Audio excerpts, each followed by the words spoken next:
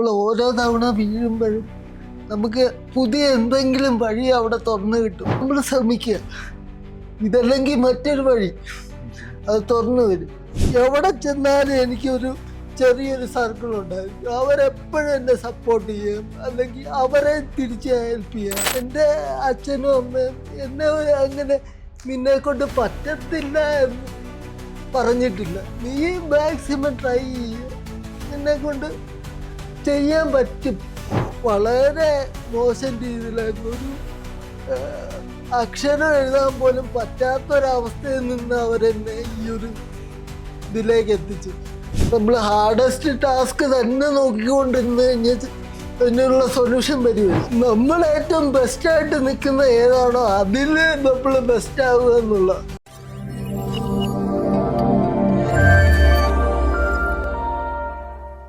വിജയിക്കാനുള്ള ഏറ്റവും വലിയ രഹസ്യം വിജയിച്ചവരോട് ചോദിക്കുക എന്നുള്ളതാണ്. ഏതൊരു പരീക്ഷയും ഏതൊരു മത്സരവും അവരാഗ്രഹിച്ച വിജയത്തിലേക്ക് കഠിനമായിട്ട് പരിശ്രമിച്ചുകൊണ്ട് ജയിച്ചിട്ടുള്ള ആളുകൾക്കാണ് നമ്മളെ ഏറ്റവും കൂടുതൽ ഗൈഡ് ചെയ്യാൻ സാധിക്കുക. അത്തരത്തിലുള്ള ഒരുപാട് കൊച്ചു കൊച്ചു സംസാരങ്ങളാണ് കഴിഞ്ഞ കുറച്ച് വീഡിയോകളിലായിട്ട് നമ്മൾ ഡിസ്കസ് ചെയ്യുന്നത്. ഒരുപാട് സബ്ജക്റ്റുകൾ, സൈക്കോളജി, അതുപോലെ തന്നെ കൊമേഴ്സ്, ഇംഗ്ലീഷ് പോലെയുള്ള ഒരുപാട് സബ്ജക്റ്റുകളിലൂടെ ഒരുപാട് വിജയികളുടെ ഒക്കെ നമ്മുടെ സ്ട്രാറ്റജീസ്, പ്രിപ്പറേഷൻ ആസ്പെക്റ്റുകളൊക്കെ നമ്മൾ ഡിസ്കസ് ചെയ്തു. ഇനി നമ്മൾ ഡിസ്കസ് ചെയ്യാൻ പോകുന്നത് എക്കണോമിക്സിലെ ചില സ്ട്രാറ്റജീസാണ്. എക്കണോമിക്സിൽ നെറ്റ് ക്വാളിഫൈ ചെയ്തിട്ടുള്ള ഇടുക്കിയിൽ നിന്നുള്ള അശ്വിൻ എങ്ങനെയാണ് പ്രിപ്പയർ ചെയ്തിട്ടുള്ളത് എന്നുള്ളതും അതിൻ്റെ സ്ട്രാറ്റജീസും അതിൽ നിന്ന് നമുക്ക് എന്തൊക്കെയാണ് മനസ്സിലാക്കാനുള്ളത്, എങ്ങനെയാണ് എക്കണോമിക്സും അതുപോലെ ജനറലി നെറ്റ് പ്രിപ്പയർ ചെയ്യുന്ന ആളുകൾക്കും അശ്വിൻ്റെ സ്ട്രാറ്റജിയിൽ നിന്ന് യൂസ്ഫുൾ ആവുന്നത് എന്നുള്ളതാണ് അടുത്ത കുറച്ച് സമയത്ത് ഉള്ള കുറച്ച് സംസാരങ്ങളിലൂടെ നമുക്ക് നോക്കാൻ പോകുന്നത്. So welcome all. Ashwin, congratulations. Thank you sir. അങ്ങനെ എക്കണോമിക്സിൽ ഇപ്രാവശ്യം, അതായത് ഇന്ത്യയിൽ ഓൾ ഇന്ത്യ ലെവലിൽ തന്നെ 6% ആളുകൾ മാത്രം ക്വാളിഫൈ ചെയ്യുന്ന ഒരു എക്സാമാണ് UGC നെറ്റ് എന്ന് പറയുന്നത്. ഒരു പെർട്ടിക്കുലർ സബ്ജക്റ്റിൽ ഇന്ത്യയിലെ ഏറ്റവും വലിയ ക്വാളിഫിക്കേഷനാണ് UGC നെറ്റ് എന്ന് പറയുന്നത്. അപ്പോൾ എക്കണോമിക്സിലെ തന്നെ ഇന്ത്യയിലെ ഏറ്റവും വലിയ ക്വാളിഫിക്കേഷനാണ് അശ്വിൻ നേടിയിട്ടുള്ളത്. Once again congratulations. ഓക്കെ, അശ്വിൻ്റെ സ്ട്രാറ്റജീസും കുറച്ച് തോട്ട്സും നമ്മുടെ എയ്ഫറേറ്റ്സിനോട് അതുപോലെ തന്നെ ഈ വീഡിയോ കാണുന്ന ആളുകളോട് ഡിസ്കസ് ചെയ്യുക എന്നുള്ളതാണ് നമ്മൾ ഉദ്ദേശിക്കുന്നത്.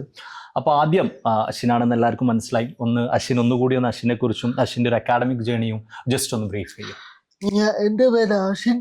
ഞാൻ ഇടുക്കിയിൽ നിന്ന് വരുന്നു. ഇടുക്കി സ്പെസിഫിക് പറയുകയാണെങ്കിൽ നെടുങ്കണ്ടം, അതായത് മൂന്നാറിൻ്റെയും അതുപോലെ തന്നെ തേക്കടിയുടെ ഇടയ്ക്കുള്ളൊരു സുന്ദരമായിട്ടുള്ള ടൂറിസ്റ്റ് സ്പോട്ടിന്റെ സ്ഥലമാണ്. അവിടെ MES കോളേജ് എന്ന് പറഞ്ഞ കോളേജിലാണ് ഞാൻ ഡിഗ്രിയും PG ചെയ്തത്. എനിക്ക് സെർബ്രൽ പാൾസി ഉള്ള ഒരാളാണ്. ഞാൻ പണ്ട് തൊട്ടേ എക്കണോമിക്സിനെ ഭയങ്കരമായിട്ട് ഇഷ്ടപ്പെടുന്ന ഒരു കുട്ടി കൂടെയായിരുന്നു. അതുകൊണ്ട് തന്നെ ഒരു പ്രൊഫസർ ആകണം എന്നെനിക്ക് ഭയങ്കര ആഗ്രഹം ഉണ്ടായിരുന്നു. അങ്ങനെയാണ് ഐഫറിനെ കുറിച്ച് അറിയുകയും ഞാൻ അതിന്റെ ഭാഗമാകുകയും ചെയ്തത്. അശ്വിന്റെ ഒരു ജേണി എങ്ങനെയാണ്, അക്കാഡമിക് ജേണി എന്നുള്ളത് അശ്വിൻ ഒന്ന് പറഞ്ഞു. അപ്പം ഒരു നെറ്റ് ജേണി എങ്ങനെയായിരുന്നു, അതായത് എപ്പോഴാണ് നെറ്റ് ചെയ്ത? ഇപ്പൊ ആദ്യം തന്നെ എക്കണോമിക്സിൽ ഒരു പ്രൊഫസർ ആവണം എന്ന ആഗ്രഹം ഉണ്ടായിരുന്നു എന്ന് പറഞ്ഞു. എപ്പോഴാണ് നെറ്റ് എഴുതാൻ തുടങ്ങിയത്, എങ്ങനെയാണ് എത്തിയത്? അത് ആദ്യം എനിക്ക് പണ്ടുതൊട്ടേ UPSCയോട് ഒരു ഇതുണ്ടായിരുന്നു, താല്പര്യം ഉണ്ടായിരുന്നു. പക്ഷെ നമ്മള് വളർന്നു വരുമ്പോ നമുക്ക് മനസ്സിലാവുമല്ലോ നമ്മുടെ ഇത് മാറും, അംബിഷൻസ് മാറും. അപ്പൊ പണ്ട് എപ്പോഴും എൻ്റെ അച്ഛൻ പറഞ്ഞിരുന്നു, ഒരു പ്രൊഫസറൊക്കെ ആയിക്കഴിഞ്ഞാൽ 6-7 മണിക്കൂറുകളൊക്കെ ക്ലാസ് എടുക്കാൻ കാണുള്ളൂ, നിനക്ക് ഏറ്റവും പറ്റിയ ജോലി അതാണ്. പണ്ട് എപ്പോഴോ പറയുന്നത് ഞാൻ ഓർത്തിട്ടുണ്ട്. അപ്പോൾ ഞാൻ എക്കണോമിക്സിലെ 12th സ്റ്റാൻഡേർഡ് ഡിസ്ട്രിക്ട് ടോപ്പർ ആയിരുന്നു. അപ്പൊ എനിക്ക് മനസ്സിലായി ഇതില് എനിക്ക് എന്തൊക്കെയോ ചെയ്യാനുണ്ട്, എനിക്ക് എന്തൊക്കെയൊക്കെയോ അറിയാം. അപ്പൊ അത് കഴിഞ്ഞപ്പോ നല്ലൊരു കോളേജിൽ പോകാൻ എന്നെ കൊണ്ട് പറ്റിയില്ല, എൻ്റെ ഫിസിക്കലായിട്ടുള്ള ഇതൊക്കെ കാരണം. അത് ആ സമയത്താണ് നെറ്റ് ജേണി തുടങ്ങുന്നത്. അല്ല, ആ സമയത്ത് എന്നിട്ട് ഞാൻ ഡിഗ്രിക്ക് കയറുന്നു ഇവിടെ. അപ്പൊ ഒന്നും ഇവിടെ PG ഇല്ല. അപ്പൊ ഇനി എന്ത് ചെയ്യുമെന്ന് പറഞ്ഞിരിക്കുമ്പോഴാണ് ദൈവം വഴി കാണിച്ചു തരുന്ന പോലെ ഒരു സെക്കൻഡ് ഇയർ ഒക്കെ ആയപ്പോ ഈ കോളേജിൽ തന്നെ PG വന്നു. അത് കഴിഞ്ഞപ്പോ നമുക്ക് മനസ്സിലായി ഒരു പ്രൊഫസറൊക്കെ ആവുകയാണെങ്കിൽ എനിക്കിത് ചെയ്യാൻ പറ്റുന്ന കാര്യമാണ്. കാരണം കൂട്ടുകാർക്ക് ക്ലാസ് എടുത്ത് കൊടുക്കുന്ന ഞാനായിരുന്നു എക്സാമിൻ്റെ തലേദിവസം. അവന്മാർക്കൊന്നും അറിയത്തില്ലാതെ വരുമ്പോൾ അവരെ ഹെൽപ്പ് ചെയ്യാനും അപ്പം എന്നെ പഠിപ്പിക്കാൻ പറ്റും എന്നൊരു ഇത് എനിക്ക് അവിടെ നിന്നുണ്ടായി. പിന്നെ പറയുകയാണെങ്കിൽ PG എത്തിയപ്പോൾ ഒന്ന് എഴുതി നോക്കാന്ന് വെച്ചു. Net exam. Okay okay okay. 2 മാർക്കിന് പോയി ജസ്റ്റ് ഫസ്റ്റ് ടൈം. അപ്പോൾ എനിക്ക് മനസ്സിലായി എന്തായാലും ഒരു കോച്ചിങ് എടുത്തിട്ടേ കാര്യമുള്ളൂ. ഒന്നുകൂടി ഒരു ബെറ്റർ പ്രിപ്പറേഷൻ. ഓക്കെ. അപ്പം ഞാൻ നേരെ യൂട്യൂബിലോട്ട് പോയി. അപ്പം കുറേ യൂട്യൂബ് ചാനല്, കുറേ വീഡിയോസ്. അപ്പൊ അതിൻ്റെ അത് നോക്കിയപ്പോ ഏതോ ഒരെണ്ണത്തിൻ്റെ അത് മാരത്തോൺ സെഷൻ അതായി പറഞ്ഞു. അപ്പൊ ഞാൻ വീട്ടിലിങ്ങനെ പറഞ്ഞു ഒരു കോച്ചിങ് ഒക്കെ ഇങ്ങനെ എടുക്കുവാണെങ്കിൽ നല്ലതായിരിക്കും. അങ്ങനെ കോണ്ടാക്ട് ചെയ്തു. അങ്ങനെയാണ് നെറ്റിന്റെ ജേർണിയിൽ എത്തിയത്. പ്രിപ്പയർ ചെയ്തു, പിന്നെ ഇപ്രാവശ്യം ക്വാളിഫൈ ചെയ്തു. Okay okay.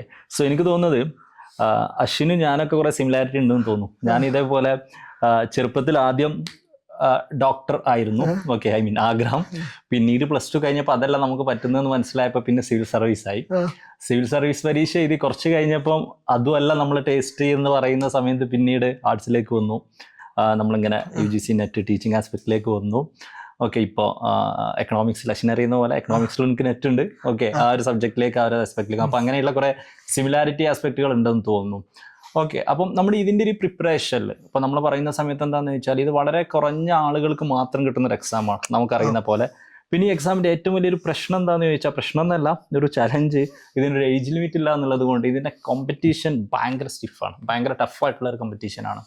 അപ്പോൾ എങ്ങനെയാണ് അശ്വിൻ്റെ ഈ ഒരു പ്രിപ്പറേഷനിൽ ഈ കൺസിസ്റ്റൻസി എൻഷുർ ചെയ്ത്? കാരണം ഇത് പലപ്പോഴും നമുക്ക് പല കാരണങ്ങൾ കൊണ്ട് നമുക്ക് ഡൗൺ ആവാൻ സാധ്യതയുള്ള, ഇത് പ്രിപ്പയർ ചെയ്യുന്ന എല്ലാവർക്കും ഡൗൺ ആവാൻ സാധ്യതയുള്ള ഒരു ആസ്പെക്റ്റാണ്. അപ്പം അശ്വിൻ്റെ ഒരു പ്രിപ്പറേഷൻ ഒരു കൺസിസ്റ്റൻ്റ് ആയിട്ട് ചെയ്തത് കൊണ്ട് മാത്രമാണ് ക്വാളിഫൈ ചെയ്യാൻ സാധിച്ചിട്ടുള്ളത്. അപ്പോൾ ഓരോരുത്തർക്കും ഓരോ സ്ട്രാറ്റജി ഉണ്ടാവും. അശ്വിൻ്റെ ഒരു ഞാൻ പേപ്പർ 1 എങ്ങനെ പേപ്പർ 2 എന്നുള്ളത് ഞാൻ പിന്നീട് ചോദിക്കാം. നമുക്ക് അതിലേക്ക് അടുത്തൊരു ആസ്പെക്റ്റിലേക്ക് വരാം. കൺസിസ്റ്റൻസി, തുടർച്ചയായിട്ട് പഠിക്കുക എന്നുള്ളൊരു സ്ട്രാറ്റജി എങ്ങനെയാണ് ഫോർമുലേറ്റ് ചെയ്തത്? അത് ശരിക്കും പറഞ്ഞ 2 പാർട്ടായിട്ടാണ്. ആദ്യത്തെ എക്സാം ആയപ്പം നമുക്ക് ഭയങ്കര ആവേശം.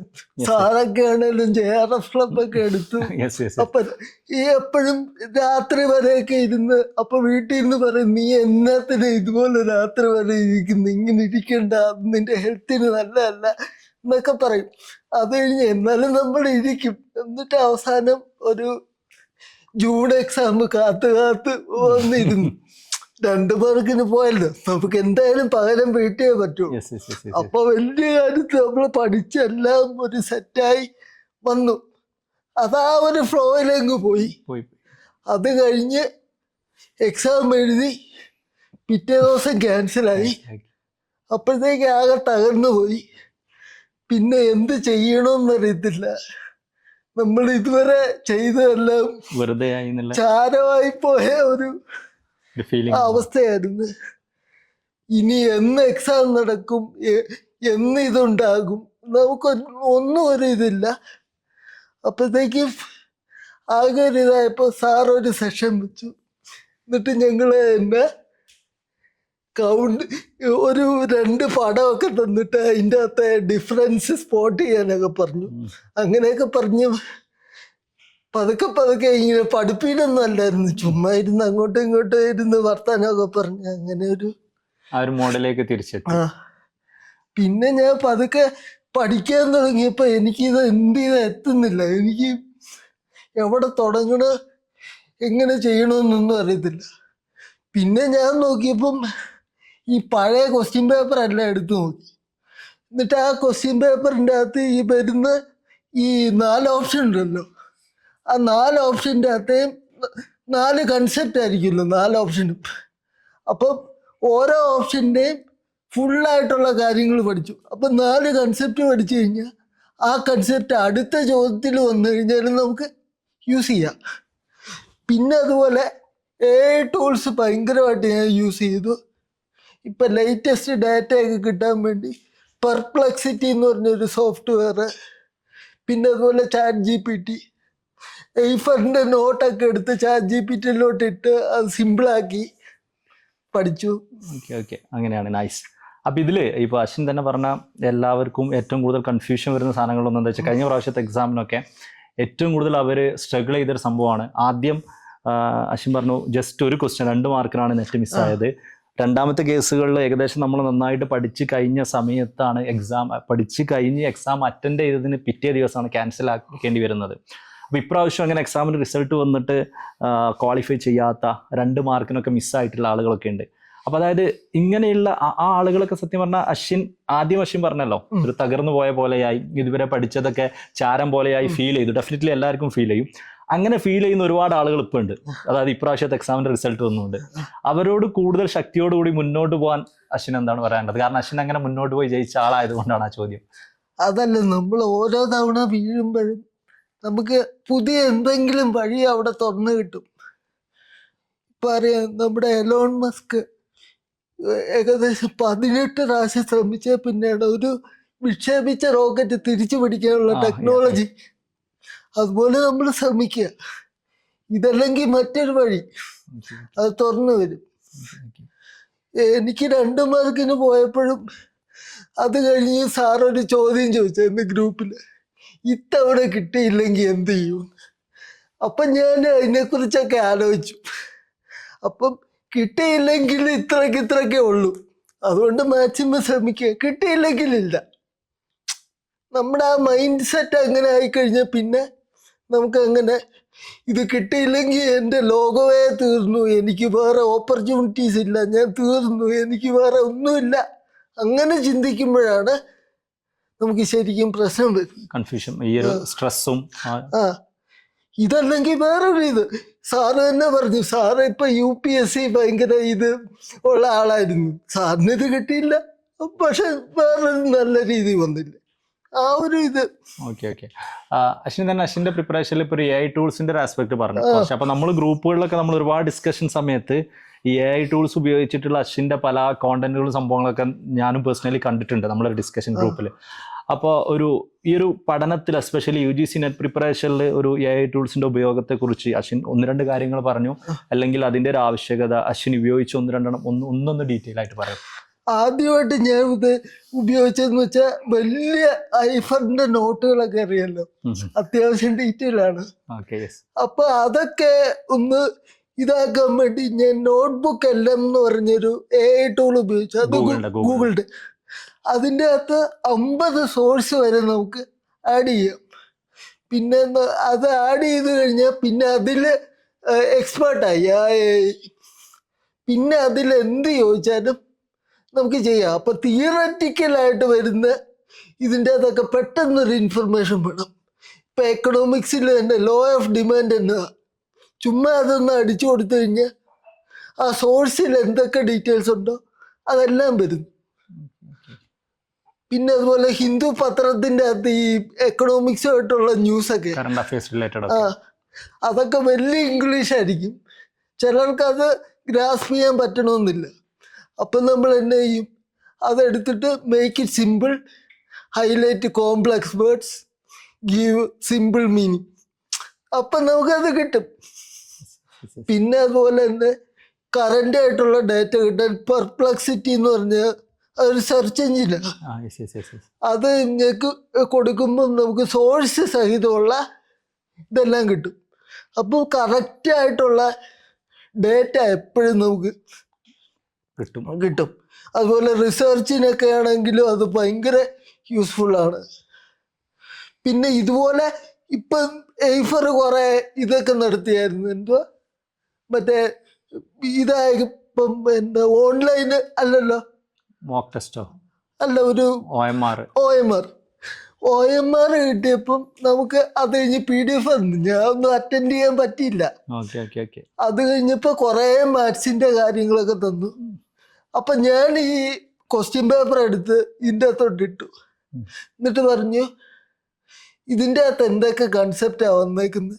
അതുപോലെ എനിക്കൊരു 3 അതേ മോഡലുള്ള ക്വസ്റ്റ്യൻ പേപ്പർ ഉണ്ടാക്കി തരാം. അതെല്ലാം ഉണ്ടാക്കി എന്നിട്ട് ഞാൻ തന്നെ ആൻസർ ചെയ്യാൻ നോക്കി. അപ്പൊ കിട്ടാത്ത എല്ലാം അതിനോട് തന്നെ ചോദിക്കും, കാരണം അതുണ്ടാക്കിയാണല്ലോ, അതിനറിയാം. തീർച്ചയായിട്ടും അതിനറിയാം. അപ്പം കണക്കൊക്കെ ആണെങ്കിലും അതിന് കൃത്യമായിട്ടുള്ള ആൻസർ കിട്ടും. പിന്നെ പേപ്പർ 1-ൻ്റെ അകത്ത് സാറ് സൂൺ ടു ബി ആ ഗ്രൂപ്പിൽ ഓരോ ആൾക്കാർ ഇങ്ങനെ ക്വസ്റ്റ്യൻ ഇടുന്നു. നമുക്കൊന്നും അറിയത്തില്ല, നമ്മൾ ആ തുടക്ക സംബന്ധിക്കോ. അപ്പോൾ ഓരോ ക്വസ്റ്റ്യൻ്റെയും എടുത്തിട്ട് ചോദിക്കും ഇതൊന്ന് സിമ്പിളാക്കി താട്, അപ്പോഴത്തേക്കും അത് സിമ്പിളാക്കി തരും. അപ്പം ഈ ക്വസ്റ്റ്യൻ ഇങ്ങനെ വന്നു കഴിഞ്ഞാൽ ആ ഇത് ഉപയോഗിച്ചാൽ മതി. അങ്ങനെ ചെയ്ത് ലാസ്റ്റ് പിള്ളേർ ഏത് ക്വസ്റ്റ്യൻ ഇട്ടാലും അതിൻ്റെ ആൻസർ കൊടുക്കുന്നത് ഞാനായി. അത് ചെയ്ത് നമ്മൾ പഠിച്ചു.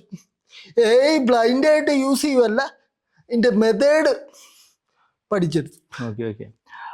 ഞാനിപ്പം ഇഫറിൻ്റെ ആയിരക്കണക്കിന് വിദ്യാർത്ഥികളോട് സംസാരിച്ചിട്ടുണ്ട്. ഓക്കെ, നമ്മൾ പല രീതിയിൽ ചാറ്റ് കാര്യങ്ങളൊക്കെ AI കുറിച്ച് ആസ്പെക്റ്റുകളും ഏറ്റവും ഇതുവരെ ഞാൻ സംസാരിച്ചതിൽ AI ഏറ്റവും നന്നായിട്ട് ഉപയോഗിക്കുന്ന ഇഫ്രൈറ്റ് അശ്വിനാണ്. I really appreciate that. Okay, AI for teachers students എന്ന് പറഞ്ഞിട്ട് നമ്മൾ തന്നെ ഇഫറിൻ്റെ ഒരു കോഴ്സ് വരുന്നുണ്ട്. അശ്വിൻ അതിലൊരു ചെറിയ സെഷനും ചെയ്യണം. ഓക്കെ, നമ്മുടെ സ്റ്റുഡൻസിനും എല്ലാവർക്കും വേണ്ടിയിട്ട്. സോ റിയലി നമ്മൾ പോലും നമ്മളൊക്കെ യൂസ് ചെയ്യുന്നുണ്ട്. പക്ഷേ ബേസിക്കലി എനിക്കും അറിയാത്ത ഒരുപാട് കാര്യങ്ങൾ AI യൂസ് ചെയ്യുന്നതുമായി ബന്ധപ്പെട്ട് പറഞ്ഞിട്ട് really happy to hear that. വിശദമായിട്ട് നമുക്ക് മറ്റൊരു സെഷനും കാര്യങ്ങളൊക്കെ ഡിസ്കസ് ചെയ്യണം. നമുക്കൊന്നുകൂടി നമ്മളൊരു സബ്ജക്ട് സ്പെസിഫിക് അടുത്തായിട്ട് സ്ട്രാറ്റജിയിലേക്ക് വന്ന ഒരു എക്കണോമിക്സിന്റെ ഒരു പ്രിപ്പറേഷൻ സ്ട്രാറ്റജി എങ്ങനെയായിരുന്നു? ഇപ്പൊ പലർക്കും ഉള്ളൊരു കൺഫ്യൂഷൻ ആണ് കഴിഞ്ഞ കുറച്ച് കാലങ്ങളായിട്ട്. എക്കണോമിക്സ് എന്ന് വെച്ചാൽ ശരിക്കും നമ്മളൊരു വട്ടം ചുറ്റിക്കുന്ന രീതിയിലായിരുന്നു 2023 വന്ന്. എന്ന് വെച്ചാൽ നമ്മളൊന്നും കാണാത്ത അതിൻ്റെ അപ്പുറത്തുള്ള മാത്സും കാര്യങ്ങളും ഒക്കെ വന്നു. അതുവരെ അങ്ങനെ ആയിരുന്നില്ല. അപ്പം നമുക്ക് എന്നാ ചെയ്യേണ്ടതെന്നറിയത്തില്ല. എനിക്കാണെങ്കിൽ ഈ മാത്സ് ആണ് ഏറ്റവും പ്രശ്നം. മൂസിന മിസ് അന്ന് സൂപ്പറായിട്ട് പഠിപ്പിക്കുന്നുണ്ട്, പക്ഷെ പല സാധനവും കൺസ്ട്രെയിൻഡ് ഒപ്റ്റിമൈസേഷൻ അതൊന്നും നമ്മുടെ ഇതിലേക്ക് വരുന്നില്ല. അപ്പം ഞാൻ നോക്കിയപ്പം കൂടിപ്പോയ ഇതിൻ്റെ അകത്ത് 5 or 6 ഇങ്ങനെയുള്ള മാത്സ് വരും. പിന്നെ ചില ഡിഫറൻസിയേഷൻ, ഇൻ്റഗ്രേഷൻ അതൊക്കെ ബേസായിട്ട് പഠിച്ചു കഴിഞ്ഞാൽ പിന്നെ അത് അപ്ലൈ ചെയ്താൽ മതി പല കൺസെപ്റ്റും. അപ്പം ഞാൻ നേരെ ചെയ്തത് എന്നാന്ന് വെച്ച് കഴിഞ്ഞാൽ, ഞാൻ തുടങ്ങിയത് സത്യം പറഞ്ഞ ഒരു ജനുവരി സമയത്ത്. അപ്പോൾ ബാച്ച് ഓൾറെഡി ഓടുക. അപ്പോൾ പഴയ സാധനം ഇതുവരെ എത്തിയത് നോക്കാനല്ല ഞാൻ ശ്രമിച്ചത്. എനിക്ക് അറിയത്തില്ലാത്ത സാധനം എന്നാ അത് മാത്രമേ ഞാൻ നോക്കിയുള്ളൂ. അപ്പോൾ നേരെ വന്ന് ഇൻ്റഗ്രേഷൻ പഠിച്ചു, ഡിഫറൻസിയേഷൻ പഠിച്ചു. അതൊക്കെ പഠിച്ചു കഴിഞ്ഞപ്പം ഏതാണ്ടൊക്കെ ഒരു ഇതായെന്ന് മനസ്സിലായി. അപ്പം നേരെ ക്വസ്റ്റ്യൻ പേപ്പർ എടുത്തു. എന്നിട്ട് ഇതൊക്കെ ഇങ്ങനെ ചെയ്യാൻ പറ്റുമോ എന്നൊക്കെ. അപ്പോൾ ഒരുപാട് കോംപ്ലിക്കേറ്റഡ് ആയിട്ടുള്ള ഇതൊക്കെ ആണെങ്കിൽ നമ്മൾ ജസ്റ്റ് വിടുക. ഈ വലിയ കണക്കും ഇതൊന്നും ചെയ്യാതെ ബാക്കിയുള്ള സബ്ജക്റ്റിൽ എൻ്റെ ഇത് കൂട്ടി. അതാണല്ലോ നമ്മൾ ചെയ്യേണ്ടത്. നമ്മൾ ഹാർഡസ്റ്റ് ടാസ്ക് തന്നെ നോക്കിക്കൊണ്ടിരുന്ന് കഴിഞ്ഞാൽ അതിനുള്ള സൊല്യൂഷൻ വരുമല്ല. അപ്പോൾ ഞാൻ മാത്സ് കുറേയൊക്കെ ചെയ്യാൻ പറ്റുന്ന രീതി ഡെയിലി ടെസ്റ്റ് വഴിയും അങ്ങനെ ഇങ്ങനെ എല്ലാം ചെയ്യുന്നുണ്ട്. പക്ഷെ ഞാൻ നോക്കിയപ്പോൾ മാത്സ് കൂടിപ്പോയ ഒരു 15 ചോദ്യം, ബാക്കി 85 ചോദ്യം നമുക്ക് കിടക്കുക. അപ്പം നമ്മൾ ആ 85 ചോദ്യം എങ്ങനെ ക്രാക്ക് ചെയ്യാന്നുള്ള ശ്രദ്ധിച്ചു. പിന്നെ എനിക്ക് അറിയാവുന്ന ബേസിക്സ് വെച്ച് ഈ മാത്സ് എങ്ങനെയെങ്കിലും ക്രാക്ക് ചെയ്യാൻ എന്തെങ്കിലും വഴികളുണ്ടോ, ഏതെങ്കിലും ക്വസ്റ്റ്യന് സിമിലർ ആയിട്ടുള്ള പാറ്റേൺസ് വന്നിട്ടുണ്ടോ, ഇങ്ങനെ ക്വസ്റ്റ്യൻ വന്ന് എങ്ങനെ ഗസ് ചെയ്ത ആൻസർ അല്ലെങ്കിൽ എങ്ങനെ അപ്രോക്സിമേറ്റ് ചെയ്യാം, അങ്ങനെയുള്ള കുറേ കാര്യങ്ങൾ, കുറേ ടെക്നിക്കുകൾ ഉപയോഗിച്ചു. പിന്നെ ഈ ഡേറ്റയുടെ കാര്യം പറയുവാണെങ്കിൽ ഡേറ്റ ഭയങ്കര ഇതായിരുന്നു. അപ്പോഴത്തേക്ക് ഞാൻ ChatGPT, അവിടെ എൻ്റെ രക്ഷകൻ അത് തന്നെ. അപ്പോൾ ഞാൻ നേരെ ചെന്നു. അപ്പോൾ ഈ കുറേ ഡാറ്റ ഉണ്ടല്ലോ, ഇപ്പം റൈസ് പ്രൊഡക്ഷൻ ഇത്ര ton, top 5 States, bottom 5 States, ഇതെന്ത് ചെയ്താൽ പഠിക്കാൻ പറ്റുന്നില്ല. അപ്പം ഞാൻ നേരെ ChatGPTയുടെ അടുത്ത് ചെന്നിട്ട് പറഞ്ഞു എനിക്കൊരു കോഡ് ഉണ്ടാക്കിത്ത. പക്ഷെ അത് അങ്ങ് പഠിച്ചു തന്നപ്പോൾ മനസ്സിലായി, കോഡ് ഉണ്ടാക്കിക്കൊണ്ടിരുന്നു കഴിഞ്ഞാൽ ലാസ്റ്റ് ABCDയിൽ 26 അക്ഷരങ്ങളും അങ്ങോട്ടും ഇങ്ങോട്ടും നമ്മുടെ തല നിൽക്കുകയുള്ളൂ. കാരണം അതുപോലെ പഠിക്കാനുണ്ട്. പിന്നെ ഞാൻ ആലോചിച്ചപ്പം വേറെ എന്നാ ചെയ്യാൻ പറ്റും. പെട്ടെന്ന് എനിക്കൊരു ഐഡിയ തോന്നിയെന്ന് വെച്ചാൽ നമുക്കൊരു പടം കണ്ടാൽ മനസ്സിലാവുമല്ലോ. അപ്പം ഈ ഡാറ്റ എല്ലാം എടുത്തിട്ട് ഓരോ ഡാറ്റയും ഞാൻ എടുത്ത് ഗ്രാഫാക്കാൻ തുടങ്ങി. ChatGPT ആ സമയത്ത് ഡാറ്റ അനാലിസിസ് ഒക്കെ വന്ന സമയം, GPT-4 റിലീസായ സമയം. അപ്പം ഈ ഡാറ്റകളെല്ലാം നമുക്ക് ഇങ്ങനെ ഒറ്റ ഗ്രാഫായിട്ട് കാണുമ്പോൾ ടോപ്പ് 5 സ്റ്റേറ്റ്സ് ഏതൊക്കെയാണെന്നുള്ളത് ആ പടം നമ്മുടെ മനസ്സിലുണ്ടെങ്കിൽ പിന്നെ ഒന്നുമില്ലല്ലോ. പിന്നെ ചില കോമൺ സെൻസ് ഒക്കെ വെച്ചു. ഇപ്പം ഏറ്റവും കൂടുതൽ പോപ്പുലേഷൻ ഉള്ളത് അതേതായിരിക്കും? ഉത്തർപ്രദേശ്. അങ്ങനെ വരുമ്പോൾ അസെൻഡിങ് ഓർഡറിലൊക്കെ ആണെങ്കിൽ കേരള ഏറ്റവും ലാസ്റ്റേ വരത്തുള്ളൂ. അങ്ങനെയുള്ള ഇത്. പിന്നെ വേറൊരു കാര്യം ചെയ്തെന്ന് വെച്ചാൽ റിവേഴ്സ് സോൾവിങ്. മാത്സിൽ ഞാൻ ഏറ്റവും കൂടുതൽ ഉപയോഗിച്ച സാധനം. അതായത് ചില ക്വസ്റ്റ്യനൊക്കെ എക്സും വൈയും മറ്റേ ബാക്കിയുള്ളവരെന്നെ ചെയ്യും, നേരെ എക്സും വൈയും ഒക്കെ ഇട്ട് കാൽക്കുലേറ്റ് ചെയ്യും. ഞാൻ എന്താ ചെയ്തെന്ന് വെച്ച് കഴിഞ്ഞാൽ ഇപ്പം 5 മണിക്കൂർ ഈ ഇരട്ടിയാക്കി കഴിഞ്ഞാൽ 30 കിലോമീറ്റർ എന്നൊക്കെ പറഞ്ഞു വരുമല്ലോ. അപ്പൊ ഈ 4 ഓപ്ഷൻ്റെ അകത്ത് ഏതെങ്കിലും ഒരെണ്ണം ഇരട്ടിയാകുമ്പോൾ ആ വാല്യൂ വരുന്നുണ്ടോ എന്ന് നോക്കും. ആ വാല്യൂ വരുന്നുണ്ടെങ്കിൽ അത് കറക്റ്റ് ആയിരിക്കും. പിന്നെ അസേർഷൻ റീസൺ അത് ഞാൻ നോക്കിയപ്പോൾ എനിക്കൊരു കാര്യം മനസ്സിലായ, ഇത് ഒരു സാധനം ട്രൂ ആണെങ്കിൽ ആ സാധനം നേരെ തിരിച്ചാലോചിക്കും അങ്ങനെ അല്ലെന്ന്. അപ്പം അത് ഫോൾസ് ആവുകയാണെങ്കിൽ ഉറപ്പായിട്ടും ഇത് ട്രൂ ആയിരിക്കും. അങ്ങനെയും കിട്ടി. പിന്നെ എലിമിനേഷൻ. ഇപ്പം എലിമിനേഷൻ ഭയങ്കരമായിട്ട് യൂസ് ചെയ്തു. മാച്ച് ദ ഫോളോയിങ് ആണെങ്കിലും ഒരെണ്ണം അല്ലെന്നറിയാം. അപ്പം എലിമിനേറ്റ് ചെയ്ത് ലാസ്റ്റ് ഉത്തരത്തിലോട്ടെത്തി. ഇത്രയാണ് ഞാൻ എക്കണോമിക്സിന്. ഓക്കെ, അപ്പോൾ ഒരുപാട് അടിപൊളി ടെക്നിക്കുകൾ ഉപയോഗിച്ചിട്ടുണ്ട്. വിശദമായിട്ട് നമുക്കത് ഡിസ്കസ് ചെയ്യണം. ഓക്കെ, പിന്നീട് ഇതിൽ എക്കണോമിക്സിൻ്റെ ഒരു ആസ്പെക്റ്റിൽ ഇപ്പോൾ കഴിഞ്ഞ 2-3 ടേമായിട്ട് കുട്ടികൾക്ക് ഭയങ്കര കൺഫ്യൂഷൻ വരുന്നത് എന്താണെന്ന് വെച്ചാൽ, ഒരു ടേമിൽ അശ്വിൻ തന്നെ പറഞ്ഞ പോലെ 2023 ഭയങ്കരമായിട്ടൊരു maths application of maths level വന്നു. പിന്നീട് കുറച്ച് ഇന്ത്യൻ എക്കണോമിക്സിൻ്റെ ആസ്പെക്റ്റിലേക്ക് വെച്ചു. അപ്പോൾ ഇപ്പോൾ നമ്മളോട് എക്കണോമിക്സ് ആസ്പിറൻ്റ് ഒക്കെ ചോദിക്കുന്ന ഒരു സാധനം, എന്തിനാണ് പ്രയോറിറ്റി കൊടുക്കേണ്ടത്, അടുത്ത പ്രാവശ്യം ഏത് ടൈപ്പാണ് വരിക എന്നുള്ള കൺഫ്യൂഷനാണ്. അപ്പോൾ അങ്ങനെ എവിടെ എക്കണോമിക്സ് പ്രയോറിറ്റി കൊടുക്കണം എന്ന് കൺഫ്യൂഷനുള്ള എക്കണോമിക് ആസ്പിറൻസിനോട് അശ്വിൻ എന്താ പറയാനുള്ളത്? അതായത് ബ്രൂസിലിയുടെ ഒരു കോട്ടുണ്ട്, I fear a man who has practiced a single kick 1000 times. Okay, ആ ഒരു ഇതാണ്. എന്ന് വെച്ചാൽ നമ്മൾ ഏറ്റവും ബെസ്റ്റായിട്ട് നിൽക്കുന്ന ഏതാണോ അതിൽ നമ്മൾ ബെസ്റ്റ് ആവുക എന്നുള്ള. ഈ UGC നെറ്റിൻ്റെ സിലബസ് പേപ്പർ 1 ആയിക്കോട്ടെ പേപ്പർ 2 ആയിക്കോട്ടെ അതൊരിക്കലും നമ്മൾ കംപ്ലീറ്റ് ആയിട്ട് പഠിച്ചു തീരാൻ പോകുന്നില്ല. അതുകൊണ്ട് നമ്മൾ കംപ്ലീറ്റ് ആയിട്ട് അതിൽ എല്ലാം പഠിച്ചിട്ട് നമ്മൾ എക്സാം എഴുതാൻ പോക്ക് നടക്കത്തില്ല. അപ്പം നമുക്ക് സ്ട്രോങ് ആയിട്ടുള്ള ചില ഏരിയാസ് ഏതൊക്കെ അതാദ്യം കണ്ടുപിടിക്കും. സ്ട്രോങ് ഏരിയാസ് കിട്ടിക്കഴിഞ്ഞാൽ അതുമായിട്ട് ബന്ധപ്പെട്ട PYQ ചെയ്ത് നമ്മൾ അവിടെ സ്ട്രോങ് ആയി കഴിയുമ്പം വീക്ക് ഏരിയാസിൽ കോൺസെൻട്രേറ്റ് ചെയ്യാനുള്ള സമയം കിട്ടും. പിന്നെ പറ്റുവാണെങ്കിൽ അത് ചെയ്യുക, ചെയ്തില്ലെങ്കിലും പ്രശ്നമില്ല, നമ്മുടെ സ്ട്രോങ് ഏരിയാസ് ഉണ്ട്. നമ്മൾ ഡബിൾ സ്ട്രോങ് ആയിട്ടുള്ള ഏരിയാസ് ഉണ്ടല്ലോ, അത് നമുക്ക് ആൻസർ ചെയ്യാൻ പറ്റുന്നത്. ഓക്കെ, അപ്പോൾ ഇതിൽ അശ്വിനിപ്പം ഈ സ്ട്രോങ് ആക്കുന്ന രീതിയിലും ഒരു PYQ ആസ്പെക്റ്റിലേക്ക് പറഞ്ഞു. അപ്പോൾ ഒരു PYQ എങ്ങനെയാണ് അശ്വിന് പ്രിപ്പറേഷൻ യൂസ് ചെയ്തത്?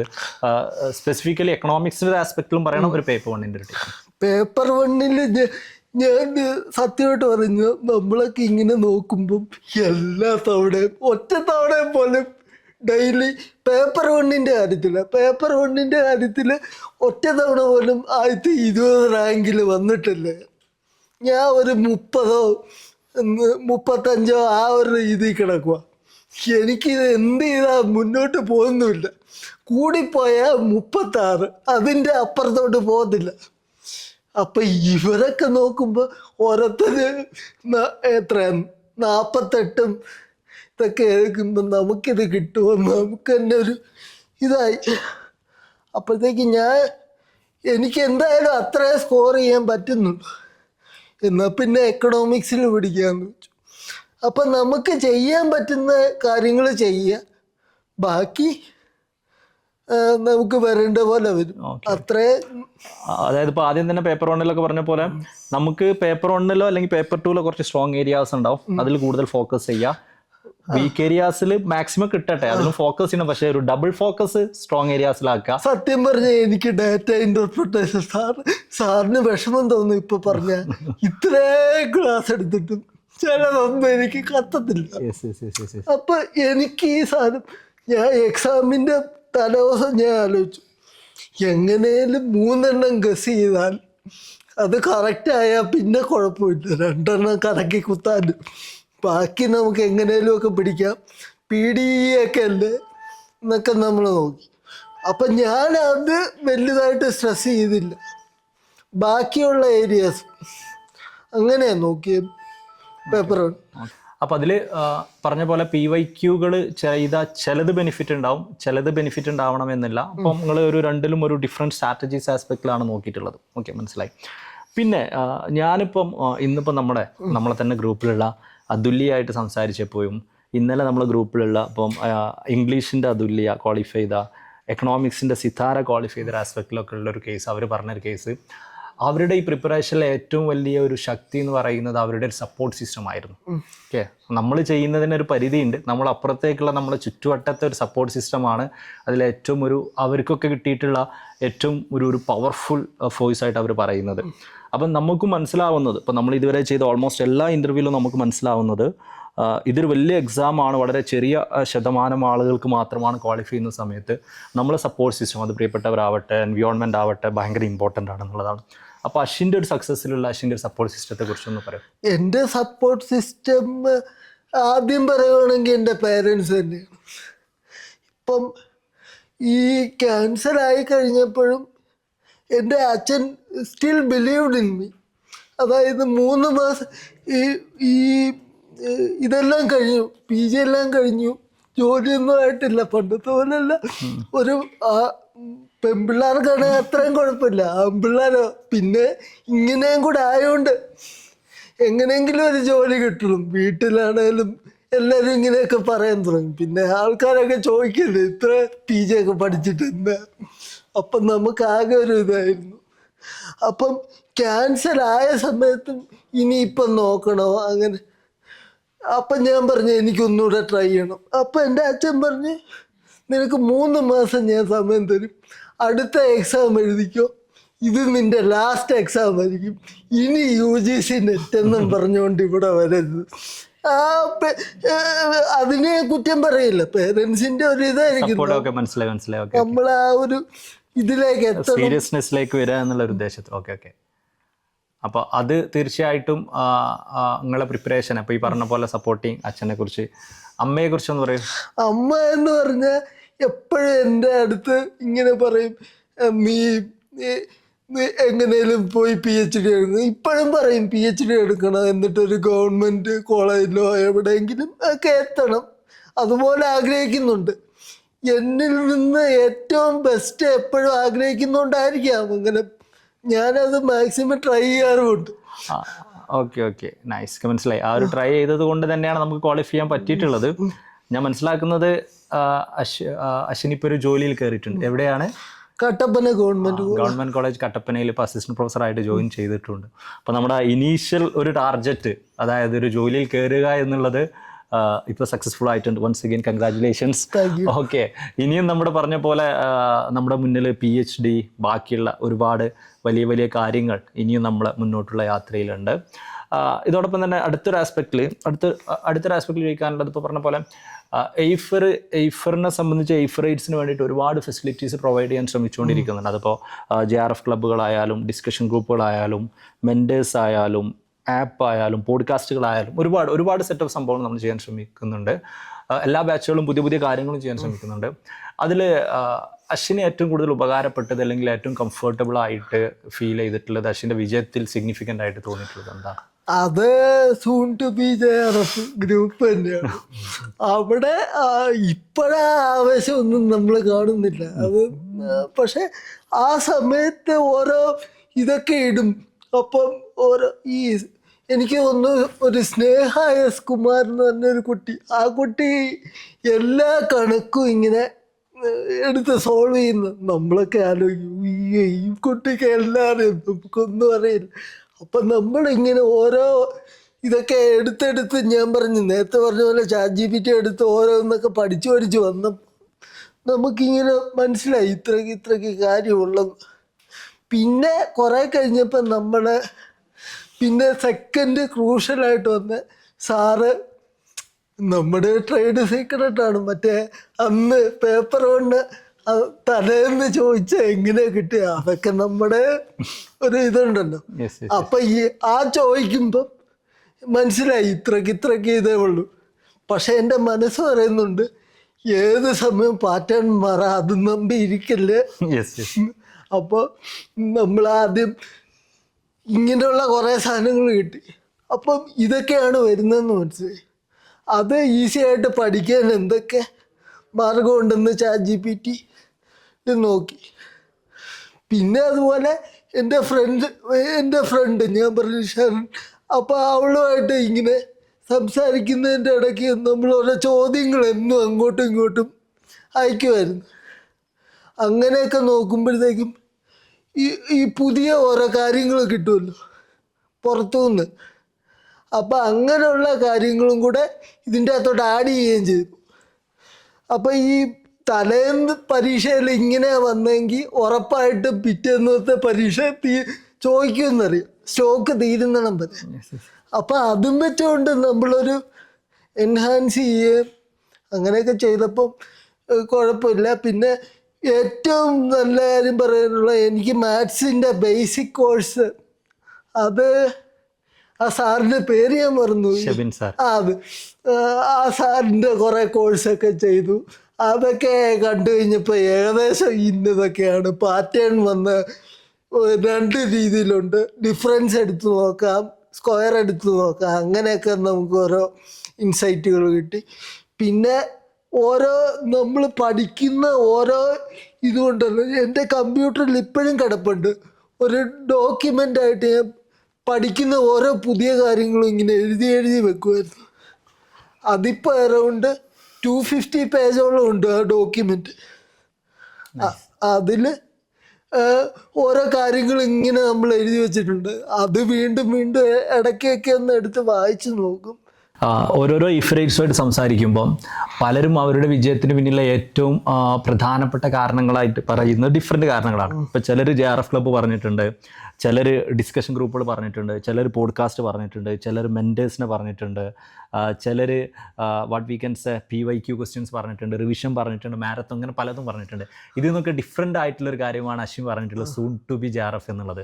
അതായത് ബേസിക്കലി അതൊരു വാട്സപ്പ് ഗ്രൂപ്പാണ്. അതായത് ഇഫറൈറ്റ്സിൻ്റെ ഒരു ഇൻഫോർമൽ ആയിട്ടുള്ളൊരു വാട്സപ്പ് ഗ്രൂപ്പ് വിജയത്തിന് പിന്നിലുള്ള ഏറ്റവും പ്രധാനപ്പെട്ട, അതിൽ കാര്യമായിട്ട് ഇഫറൈറ്റ്സ് തന്നെയാണ് ഇടപെടുന്നത്, പ്രധാനപ്പെട്ട കാരണങ്ങളിൽ ഒന്നായിട്ട് പറഞ്ഞു. അപ്പോൾ അതുകൊണ്ട് പലപ്പോഴും ഒരു ഓൺലൈൻ സിസ്റ്റത്തിലേക്കൊക്കെ വരുന്ന സമയത്ത് പലർക്കും ഫീൽ ചെയ്യുന്ന ഒരു പ്രധാനപ്പെട്ട കാര്യങ്ങളിൽ ഒന്നാണ് പലരും ഇത് ചെയ്യുന്ന എഡ്യൂക്കേഷനിൽ ഏറ്റവും ഇമ്പോർട്ടൻ്റ് ആണ് ഒരു ഇമോഷണൽ ടച്ച് ഉണ്ടാവുക, അതുപോലെ തന്നെ ഒരു ക്ലോസ്നെസ് ഫീൽ ചെയ്യുക, ഓക്കെ, ഒരു ഹ്യൂമൻനെസ് ഫീൽ ചെയ്യുക എന്നുള്ളത്. അപ്പോൾ ഒരു ഓൺലൈൻ സിസ്റ്റത്തിൽ അങ്ങനെ ഒരു ഹ്യൂമൻനെസ് അശ്വിനി ഫീൽ ചെയ്തിട്ടുണ്ടോ, അല്ലെങ്കിൽ ഒരു ഇഫറിൻ്റെ സിസ്റ്റവുമായി ബന്ധപ്പെട്ടിട്ട് ആ ഒരു ഇൻഫോർമൽ ഒരു എൻവയോൺമെൻറ്റ് എങ്ങനെയാണ് ഫീൽ ചെയ്തത്? അത് ശരിക്കും പറഞ്ഞ ഒരു പെട്ടെന്ന് കുറേ കൂട്ടുകാരെ കിട്ടിയ പോലെ, എന്ന് വെച്ചാൽ അതിൻ്റെ അകത്ത് നടക്കാത്ത ഇതൊന്നുമില്ല. പല കാര്യങ്ങളിൽ ചർച്ച നടത്തും. അപ്പോൾ ഈ വിയോജിപ്പുള്ള കാര്യങ്ങളിൽ അതിൻ്റെ അടി വരെ ഉണ്ടായിട്ടുണ്ട്. സാറും അത് കണ്ടിട്ടുണ്ടാകും, ഓരോ കാര്യങ്ങളൊക്കെ പറഞ്ഞു. അപ്പോൾ അങ്ങനെയൊക്കെ വരുമ്പോഴത്തേക്കും നമുക്ക് നമ്മുടെ അതേ അവസ്ഥയിലൂടെ കടന്നു പോകുന്ന കുറേ ആൾക്കാരുണ്ടെന്നൊക്കെ പറയുമ്പോൾ നമുക്ക് ചിലപ്പം കുറച്ചുകൂടെ ഒരു ഇതുണ്ടാകും. നമ്മളെ കേൾക്കാൻ ആരെങ്കിലും ഉണ്ട്, അല്ലെങ്കിൽ അവരുടെ പ്രശ്നങ്ങൾ നമുക്ക് കേട്ട് കഴിയുമ്പോൾ ഇങ്ങനെ ചെയ്താൽ നന്നാവും, അല്ലെങ്കിൽ അങ്ങനെ ചെയ്താൽ നന്നാവും എന്ന് നമുക്കൊന്നും പറയാൻ പറ്റുമല്ലോ. ബേസിക്കലി ഒരു മനുഷ്യൻ എന്ന് പറഞ്ഞാൽ ഒരു സോഷ്യൽ ആനിമലാണ്.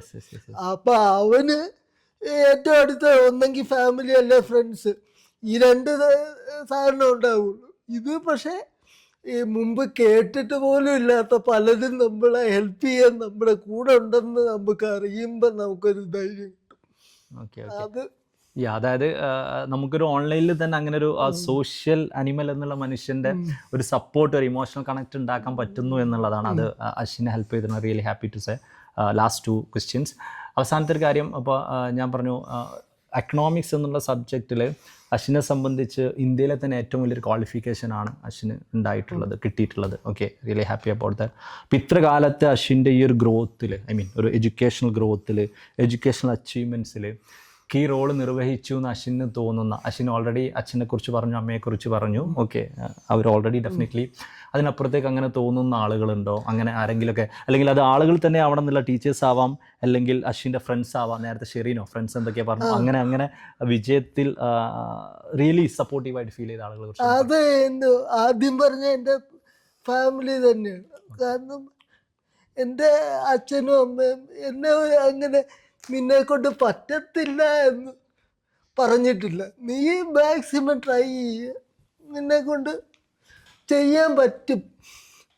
പിന്നെ ഒരു കാര്യം എനിക്കിഷ്ടമുള്ള ഒരു കാര്യമാണെങ്കിൽ അത് ഞാൻ നേടിയിരിക്കും. അത് എപ്പോഴും അങ്ങനെ തന്നെ. എന്നെ ഇഷ്ടമുള്ള എന്തെങ്കിലും ഒരു കാര്യത്തിന് കൊണ്ട് ചേർത്ത് കഴിഞ്ഞാൽ അത് ഞാൻ കിട്ടിയിട്ടേ തിരിച്ചു വരുള്ളൂ. അപ്പം എങ്ങനെ വന്നാലും നമ്മൾ കൂടെ ഉണ്ട് എന്നുള്ള നമുക്ക് ഒരു ഇത് തന്നെ എൻ്റെ അച്ഛനും അമ്മയും. കാരണം എനിക്ക് പണ്ട് തൊട്ടേ ഒരുപാട് ഇങ്ങനൊന്നും അല്ലായിരുന്നു, വളരെ മോശം രീതിയിലായിരുന്നു. ഒരു അക്ഷരം എഴുതാൻ പോലും പറ്റാത്തൊരവസ്ഥയിൽ നിന്ന് അവരെന്നെ ഈ ഒരു ഇതിലേക്ക് എത്തിച്ചത്. അതായത് ഇന്ത്യയിലെ ഒരു സബ്ജക്റ്റിലെ ഏറ്റവും വലിയ ക്വാളിഫിക്കേഷൻ ഉള്ളതിലേക്ക് എത്തിച്ചത്. ഓക്കെ, ഞാൻ ഇപ്പോഴും ഓർക്കുന്നുണ്ട്, ഒരു പി എന്നുള്ള ഒരു അക്ഷരം എഴുതാൻ ഞാൻ ഉച്ച വരെ കഷ്ടപ്പെട്ടിട്ടുണ്ട്. എൻ്റെ അമ്മ കൂടെ ഇരുന്ന് എന്നെ വഴക്ക് പറയും, അടിക്കും, എഴുതടാ എന്നൊക്കെ പറയും. അപ്പം ഒന്നും പറ്റിയിട്ടില്ല.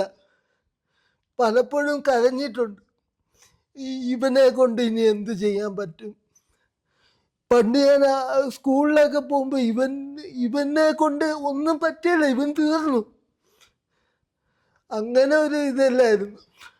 ആ ഒരു ഇതിൽ നിന്ന് നിനക്കിനിയും മുന്നോട്ട് പോകാനുണ്ട്, ഞങ്ങളുണ്ട് എന്നാ പറഞ്ഞപ്പം നമുക്കൊരു ഏറ്റവും വലിയ ധൈര്യം അത് തന്നെയാണ്. അവരൊക്കെ നമ്മളെ ആ ഒരു രീതിയിൽ കാണാൻ തുടങ്ങുമ്പോഴാണ്. എന്നെ ഒരിക്കലും ഒരു സ്പെഷ്യൽ സ്കൂളിൽ കൊണ്ടുപോയിട്ടില്ല. എന്നെ ഒരു സാധാരണ സ്കൂളിലാണ് പഠിപ്പിച്ചത്. അപ്പോൾ സാധാരണക്കാരുമായിട്ട് എങ്ങനെ ഇൻട്രാക്ട് ചെയ്യണമെന്ന് എനിക്ക് നന്നായിട്ട് അവിടുന്ന് പഠിച്ചു. പിന്നെ ഓരോ കാലഘട്ടത്തിലും പല മനുഷ്യർ കൂട്ടുകാരുടെ രൂപത്തിലും ടീച്ചർമാരുടെ രൂപത്തിലും എൻ്റെ കൂടെ ഉണ്ടായിരുന്നു. ഇതുവരെയുള്ള ലൈഫിലെല്ലാം അങ്ങനെ തന്നെ. എവിടെ ചെന്നാലും എനിക്കൊരു ചെറിയൊരു സർക്കിൾ ഉണ്ടായിരിക്കും. അവരെപ്പോഴും എന്നെ സപ്പോർട്ട് ചെയ്യും, അല്ലെങ്കിൽ അവരെ തിരിച്ച് ഹെൽപ്പ് ചെയ്യുക, അങ്ങനെ ഒരിതുണ്ട്. പിന്നെ പറയുകയാണെങ്കിൽ എന്നെ പഠിപ്പിച്ച എല്ലാ ടീച്ചേഴ്സും അവരുടെയൊക്കെ പ്രാർത്ഥനയാണ് ഇതിനെല്ലാം കാരണമെന്ന് ഞാൻ വിശ്വസിക്കുന്നു. ഓക്കെ, അവസാനത്തെ ഒരു ചോദ്യമായിട്ട്, ഒരുപാട് ആളുകൾ എക്സാമിന് പ്രിപ്പയർ ചെയ്തുകൊണ്ടിരിക്കുന്നുണ്ട്. എക്കണോമിക്സിലാവട്ടെ മറ്റുള്ള സബ്ജക്റ്റുകളാവട്ടെ ഈ ഒരു ഇൻ്റർവ്യൂ കാണുന്നുണ്ട്. അതിൽ നിന്ന് തന്നെ മോട്ടിവേറ്റഡ് ആയിട്ട് അവരുടെ പ്രിപ്പറേഷൻ മുന്നോട്ട് കൊണ്ടുപോകണമെന്നുണ്ട്. അവരും ഒരുപാട് ചലഞ്ചുകൾ നേരിടുന്നുണ്ട്. ഇപ്പം പലതും അശ്വിൻ നേരിട്ട പോലെയുള്ള എക്സാം ക്യാൻസൽ ചെയ്യുക, ഒരു ക്വസ്റ്റ്യന് മിസ്സാവുക, ഇങ്ങനെയുള്ള ഒരുപാട് ചലഞ്ചുകളുണ്ട്. എല്ലാവർക്കും അവരുടേതായ ചലഞ്ചുകളുണ്ട്. അപ്പോൾ ഇവരോട് അവസാനമായിട്ട് പ്രിപ്പയർ ചെയ്യുന്ന ആളുകളോട്, കുറച്ച് ബുദ്ധിമുട്ട് അനുഭവിക്കുന്ന ആളുകളോട്, ഐ മീൻ റിഗാർഡിങ് പ്രിപ്പറേഷൻ ചലഞ്ചിലൂടെ കടന്നു പോകുന്ന, മുൻ വർഷങ്ങൾ ക്വാളിഫൈ ചെയ്യാത്തതിലുള്ള സ്ട്രെസ്സുള്ള ആളുകളോടൊക്കെ അവസാനമായിട്ട് അശ്വിൻ എന്താണ് പറയാനുള്ളത്? അതായത് നമ്മൾ ട്രൈ ചെയ്യുക എന്ന് മാത്രമേ ഉള്ളൂ. ഷാരൂഖ് ഖാൻ പണ്ട് പറഞ്ഞ ഒരു കോട്ടുണ്ട്, everything will be okay in the end, if it's not the end. അതാണ് ഇതല്ലെങ്കിൽ മറ്റൊരു രീതിയിൽ നമ്മളെ അത് ഹെൽപ്പ് ചെയ്യും. ഈ പഠിച്ചതൊന്നും നമ്മളെ വെറുതെ ആവില്ല, ഇതല്ലെങ്കിൽ വേറൊരു രീതിയിൽ. അതുകൊണ്ട് ഒരിക്കലും നമ്മുടെ ഒരു സ്വപ്നം ഉണ്ടെങ്കിൽ അതിന് വേണ്ടി നമ്മൾ മുന്നോട്ട് ഇറങ്ങിക്കഴിഞ്ഞാൽ നമ്മുടെ ആ സ്വപ്നമായിരിക്കുമല്ല നടക്കുന്നത്, പക്ഷെ അതിനേക്കാൾ നല്ല സ്വപ്നങ്ങൾ നമുക്കിനി ചിലപ്പോൾ തരും. അതുകൊണ്ട് കിട്ടിയില്ല അല്ലെങ്കിൽ ഇതെൻ്റെ ലാസ്റ്റ് ചാൻസാണ്, ഈ ജോറാണ് എന്നാൽ പോലും നമ്മൾ പഠിക്കുക. ഇതല്ലെങ്കിൽ വേറെ രീതിയിൽ അത് നമുക്ക് എപ്പോഴും ഉപകാരപ്പെടും. Okay, nice. അപ്പോൾ അത്രയാണ് അശ്വിനുള്ളത്. ഒരുപാട് സന്തോഷം. ഓക്കെ, കൂടുതൽ വിജയങ്ങളിൽ എത്തട്ടെ. വീണ്ടും കൺഗ്രാറ്റുലേഷൻസ്. Okay, thank you.